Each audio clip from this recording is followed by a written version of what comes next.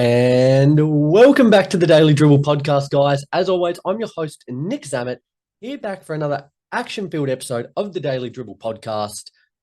Delighted after having last week off to be officially back in the recording seat here. I'm a guy of routine. When I don't do things, when things don't go according to plan, when I have a week off, I always feel somewhat out of whack. So very, very excited to be back today. With that excitement that's kind of built in me, not only about being back, but also the playoffs. It has been frenetic to say the least. We're now down to our final four teams as we enter the conference finals. And it's been a blistering start in both series from the East and the West. So I'll kind of get into some of my key takeaways about those series momentarily. Before we do so, though, I just want to shout out to both Stadium Scene and The Cover, both those networks week in and week out, continuing to showcase my work here at the Daily Dribble, as well as a whole host of other content creators in and around Australia, New Zealand, the US, and Canada. So very, very appreciative of all their continued hard work and support. Secondly, I just want to apologize. I had slated on the socials this week, if you're following them, Instagram, Facebook, YouTube, Twitter, and TikTok, that I was going to have a guest on this week's show. Unfortunately, they went MIA. I haven't heard back since. I had it all planned out, episode ready to go. Kind of sat here in the recording seat the other day for about an hour and a half waiting for them to join the meeting. Unfortunately, no dice, so I do apologize there, but hopefully we'll be able to reach out and get them on in the next couple of weeks. Okay, let's not stand on ceremony any longer. We'll get into some very quick odds and ends and start firstly with a couple of teams that were announced during the week. So we had the All-NBA rookie teams for the 2023-2024 season. On the first team, we had Victor Wembanyama, Chet Holmgren, Brandon Miller, Jamie Jaquez Jr., and Brandon Pazensky from the Warriors there. And on the second team, we had Derek Lively, G.G. Jackson, Keontae George, Armin Thompson, and Cason Wallace there from the Thunder. Pretty much as expected, you would think. Nothing too much sticks out here, barring the fact that the Blazers prized number 3 pick in last year's draft, Scoot Henderson, didn't make one of these teams. Now, they were adamant he was the guy they wanted. He was going to be a real cornerstone of this franchise, and that's not to say he won't become that. But this season certainly didn't live up to expectations or the hype surrounding him.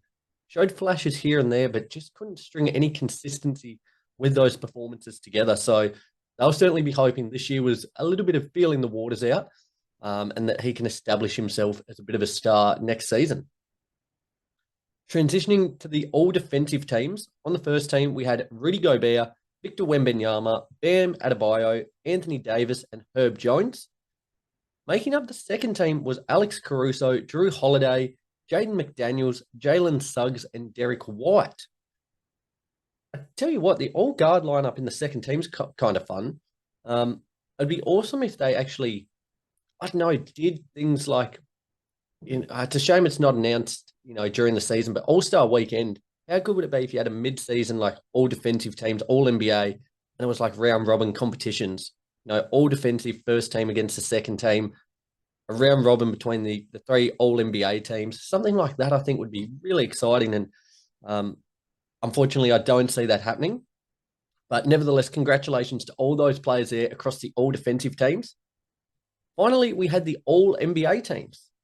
Now, this was a star-studded list, to say the least. On the first team, we had Nikola Jokic, Shai Gilgeous-Alexander, Luka Doncic, Giannis Antetokounmpo, and Jason Tatum. On the second team was Jalen Brunson, Anthony Davis, Kevin Durant, Anthony Edwards, and Kawhi Leonard. And comprising the third team was Devin Booker, Steph Curry, Tyrese Halliburton, LeBron James, and Domantas Sabonis. Incredible, I say, since the Lakers have bowed out, not quite as much talk about LeBron over the last few weeks, but in his 21st season, making his 20th All-NBA team is just startling. Not only is the youngest player ever to make an All-NBA team, but also the oldest player now, which just speaks to his longevity and what an incredible career he's had with, there's signs he's slowing down, but still a little bit more in the tank to go as well there. So fantastic work from the King. Likewise, all three of those teams are very, very formidable. A real who's list of the NBA stars at the moment. Pushing ahead, the league is currently finalising media right deals with ESPN, NBC, and Amazon, hopefully later this week, if not next week. With this, though, in some pretty sad news, it'll mean that the 2024-2025 season will be officially the last season for Inside the NBA on TNT. The iconic team over there of Ernie, Kenny, Chuck, and Shaq will officially have one last dance. I'm anticipating it'll be massive. Certainly sad about this, though, because Inside the NBA has just been, even if you're not a basketball fan, you can kind of get around it just with the infectious energy, the banter they bring, as well as their basketball knowledge. It's just second to none what they deliver week in and week out. So certainly a big loss there. But he's hoping there's a little bit of talk that Chuck, with his own production company, would like to bring back Inside the NBA. We'll see how that all plays out. But as things currently stand, the 2024-2025 season will be their last. Now, with these potential media deals, looking at a $7 billion annual media deal, NBA players with this could benefit as well. Now, they could make up to $95 million a year on Supermax contracts in the future, thus meaning that we could be looking at players getting deals, 5-year deals worth plus $400 million. Now, which is absolute absurdity if you think about it. And granted, I know that he certainly isn't shy of a quid, Michael Jordan there, largely due to the Jordan brand and through Nike there. But it's incredible to think what his on-court earnings were to what these players are going to be making on a season in the future. Incredible stuff for dribbling the basketball up and down the court and making a few shots. Certainly excited to see how that plays out. It's looking at this stage as if Luka Doncic could be well on the cusp of a massive contract extension. But yeah, players, we're going to be seeing regular $400 million plus contract extensions there. Finally, on odds and ends. Now, this one was a bit of a shock to me. The Cleveland Cavaliers have parted with head coach JB Bickerstaff. Now, the franchise made its first conference semi-final, should I say, in its past 6 seasons, yet that wasn't enough to guarantee him his job moving forward. Been a lot of talk over the last couple of weeks and since they bowed out in that series against the Celtics about the Darius Garland, Donovan Mitchell dynamic, who they're going to progress with there. Do they keep both? Do they move one on? Interesting stuff there. But with that, they will now have a new head coach as well. At this early stage, it's looking as if Warriors assistant Kenny Atkinson and Pelicans associate head coach there, James Borrego, are expected to be among the candidates for this role. Again, I'm sure more names over the coming days will crop up. But yeah, this one certainly took me by surprise. I thought Bickerstaff had done a tremendous job guiding this team to the postseason through that first round into the conference semifinals. We're able to take a game on the road against the Celtics there, but clearly they have very lofty expectations for what they want. So Bickerstaff out. Guys, that concludes odds and ends. Let's push on. The Daily Dribble. Okay, as I alluded to at the top of the show, my plans changed somewhat during the week. Initially had an episode planned out, questions ready to go, a guest coming on board. Had to deviate my my plans there. Today, I'm just going to go into some very quick conference finals takeaways from both the series. I'm just quickly rattling through a couple of things that have stood out to me thus far across the opening 2 games in the Eastern Conference and game 1 there in the Western Conference series between the Mavs and the Timberwolves. Game 2 for that series set to tip off as I record this in about half an hour's time. So certainly looking forward to watching that one too. Now, the Celtics and Pacers, let's start out east. The Pacers fought valiantly in game 1. They ultimately gave it away though. They were up 3 with the ball, up 3 points with the ball, 10 seconds to go. Weren't able to inbound it, with the Celtics forcing the turnover there.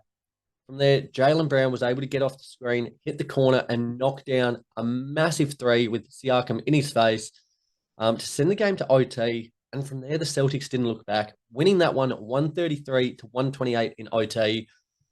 Very, very disappointing if you're a Pacers fan.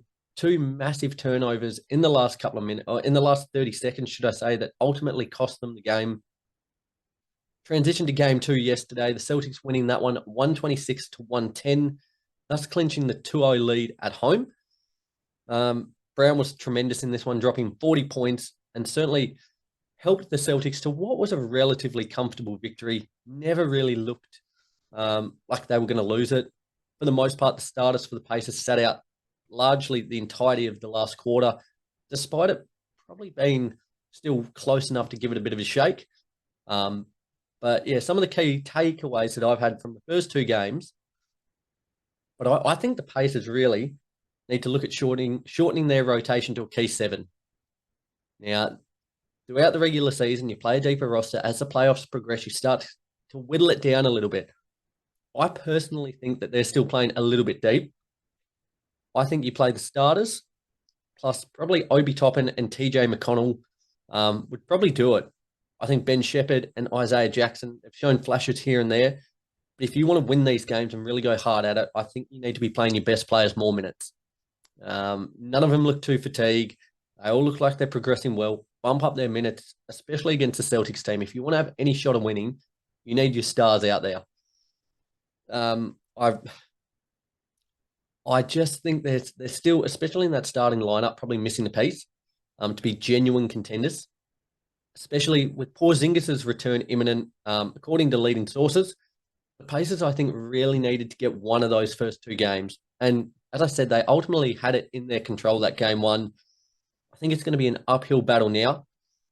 For the Pacers to actually have any chance, they need to reduce their turnovers. Now, across games 1 and 2, in the first game, the Pacers had 21 turnovers compared to the Celtics 14, with two of those ones, as I said, being absolutely just diabolical in the last 30 seconds. Firstly, Tyrese Halliburton turning the ball over, then not getting the inbounds.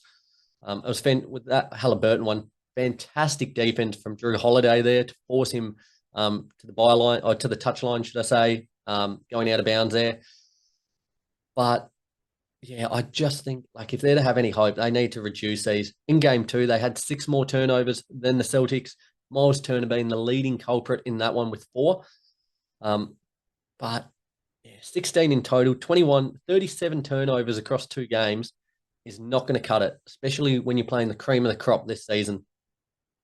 If they're to have any chance, they need to get these numbers probably as close to probably 10 per game if they want to have any hope.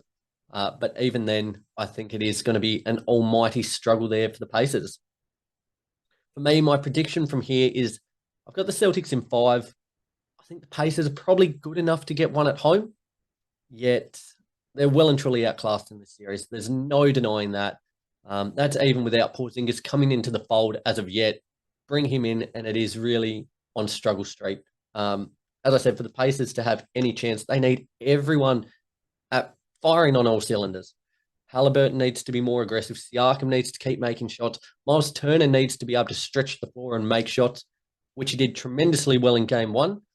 Game 2 just went by the wayside. And as I said, those 4 turnovers as well certainly didn't help.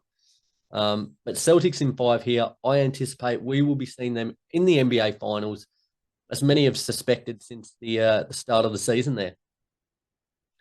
Going across to the Wolves and Mavs. Now, we've only had one game thus far. The Mavs are winning that one 108-105 on the road. Fantastic start for their series. My key takeaways from this one were that I loved Kyrie being aggressive and attacking from the word go. He had 13 points in the first quarter, 22 at halftime, and really was the barometer and set the tone for them. Luka wasn't quite as damaging offensively, but Kyrie was more than able to step up and as I said, set the tone there. And I think for the Mavs, if they are to go win this series and potentially go further and really make a red-hot crack at the NBA Finals, that's the kind of Kyrie they need. They can't have him being a passenger or waiting until the second half to get cooking. They need him for 35, 40 minutes a night from the word go. That being said, it wasn't all rosy for the Mavs. They really struggled big time from 3, going 6 of 25 as a team. And to be fair, under 25% there. Those numbers probably flatter them a little bit as well. They were garbage. It wasn't until the last quarter where they were able to hit a few and made those numbers look a little bit better than what they were. One bloke who didn't miss from 3, pardon me, oh, forgive me, was Jaden McDaniels from the Timberwolves. Now, he went 6 of 9 from 3, completely obliterating the Mavs as a whole. with their 3-point shooting. Luka was his primary defender for most of the game. He's got to do a lot better job of getting closer and actually contesting these shots, because you can't let that guy go to town. The defense was very lackadaisical, I think, from Luka, from the Mavs as a whole at times. They need to be a lot better at rebounding and really getting those hard boards and cutting out those second chance opportunities. They were very lucky down the stretch there that Cat was called for an offensive interference, which would have tied the game up with less than a minute to go. But it just kind of illustrated how easy they were able to get second chance points. Another key point that stood out to me is I don't know if there's many fans of his around the podcast or my podcast community here, but Nickeil Alexander-Walker shouldn't be seeing any game time. I just spoke about the Pacers having to cut their rotations. In no world should Alexander Walker be getting game time, I don't think. He couldn't make a shot if his life depended on it. He was 1 of 6 in this one, 0 of 4 from 3, and really offers a little bit of defense, but really you've got him out there for the shooting. And if he's not providing that, tell you what, give me TJ Warren any day of the week. Any day of the week. Certainly disappointed we haven't got to see him really much over the last couple of seasons, but especially since he's been acquired by the Wolves there. Has been a bit of a non-entity. But with that, I would take him any day of the week. If you're looking for an offensive, like a little burst, I would take TJ over Alexander Walker. Another thing that stood out to me, and I guess leads into my prediction here, I've got the Mavs winning this one in 6. I said that prior to the series starting, sticking with it now, especially after getting that first game on the road. The Wolves just look a little bit tired to me. They had a hell of a series against the Nuggets there, had to work their backside off. Ant, in particular, looked gassed throughout parts of this game, throughout the second and third quarter in particular. Wasn't really able to get going offensively until the latter stages of the third and into the fourth. If the Wolves want to win this series, though, they need him firing on all cylinders. Absolutely. Him, Cat, Gobert, Conley, McDaniels, that starting 5, they all have to be running rampant if they're going to be any threat now, especially playing from behind after losing that first game. I tell you what, though, both series have so much intrigue. Despite the Pacers being down 2-0 as it currently stands, they've shown life. I don't expect them to make too much noise, but they are a team with their offensive firepower and their ability to hit the 3 ball. You could see them winning a game, maybe 2, maybe making a few of these games a little more interesting. But as things currently stand, I'm anticipating a Celtics-Mavs final there, which I think would be absolutely tremendous to see. Certainly, whichever way it plays out, it's going to be must-watch TV. So certainly looking forward to seeing how the rest of the conference finals play out, guys. Till next week, continue to stay up to date with all of the socials, Instagram, Facebook, YouTube, Twitter, and TikTok to ensure you're staying up to date with all the latest news from both the NBA and the NBL. Some notable news there, including Modi Mayor and the New Zealand Breakers parting way, as well as Jordan Crawford re-signing for 1 year, which is fantastic news. Nevertheless, though, guys, be sure to stay up to date with all of them to get the latest news as it breaks. Till next week, though, enjoy the remainder of the conference finals. I can't wait to speak to you all again next week. Till then, take care.